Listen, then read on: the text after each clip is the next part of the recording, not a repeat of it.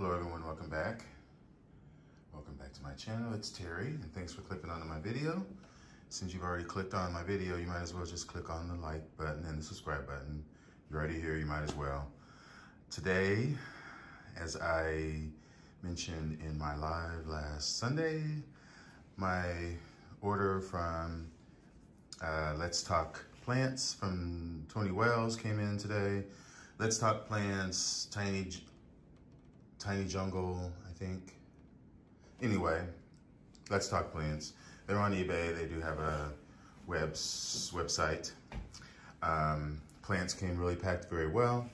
This is the one that I bought on auction, and this is the one that was a freebie, unexpected. So let's start with this one, which is in spike. This is my Epigeneum treacheryanum, which I would consider this to be a bucket list orchid, especially when I just think about my collection. It is a bucket list orchid for me, but I think overall it is a bucket list orchid just because of the floriferousness of this particular species. This plant is from Venezuela, the Philippines. Yeah, it's from the Philippines, and it likes warm temperatures, and it likes not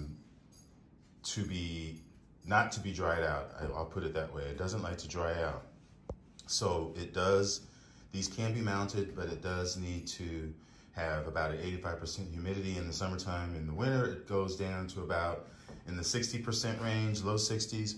But in order to maintain this in the heat of the summer, it needs a little bit of shade, but it can stand sun, and it needs lots of water, but it needs the roots to be fast drying because they do not like to be sitting in wet media. And the fragrance of the flowers are very, very ornamental, very beautiful, very striking. They're very red, fuchsia color. The fragrance is supposed to be coconut. I've never bloomed one.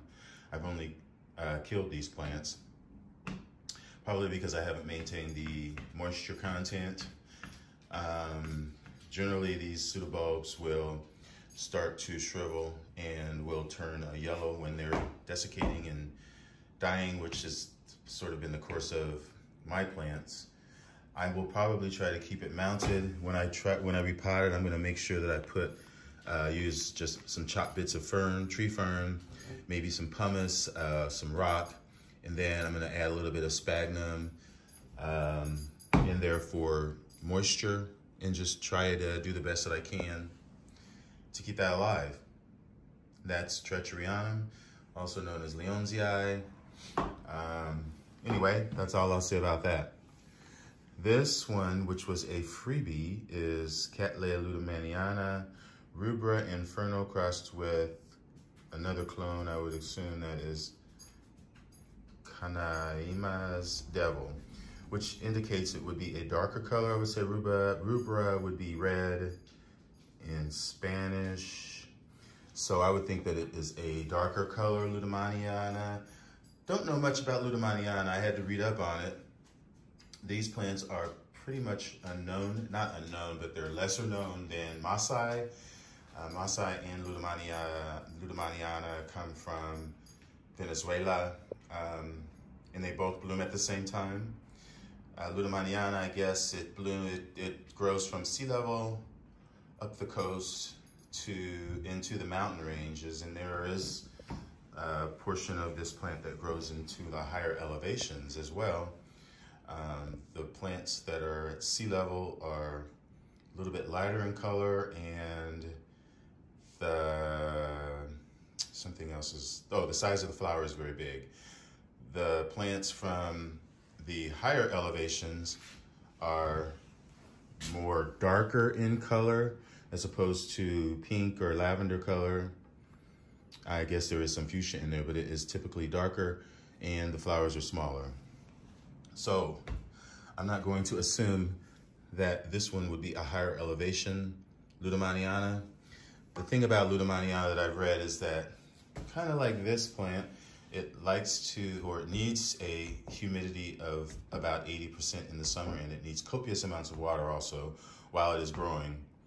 And these plants typically put up their growths and then they bloom off of their new growth. The finished growth, as it matures, it puts up a sheath, as this one is sort of in that state, but I'm assuming this is a seedling that needs to grow up some, because these plants do get club-shaped pseudobulbs, pretty thick, cigar-shaped.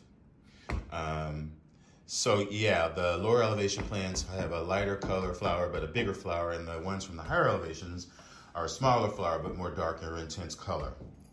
They do like full-on sun. They can take full sun. I guess the area in Venezuela that they grow on, being that it is sea level, is pretty much straight on full sun.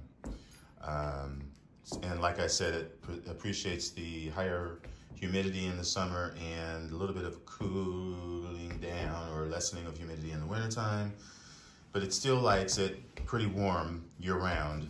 And what I've read is these plants cannot handle, especially seedlings, cannot handle it at night under 70 degrees. So it needs to maintain at least 60 degrees at night and preferably above 70 as seedlings. So I'm gonna have to find a spot in my greenhouse that I can maintain that kind of environment. I think I can, but like I said, I have been trying to stay away from too many seedlings, especially Cattleya seedlings, minus basal, which are still in the Cattleya family. But these are different because these take many, many years to become mature, and I don't know if I have that much patience. So we will see. Since it is a gift, I feel bad about regifting a gift. So I will do my best. While I'm gonna take a sip of this wine, I'll just point out what I'm having, the Chateau Saint Michel. It's the Artist Series.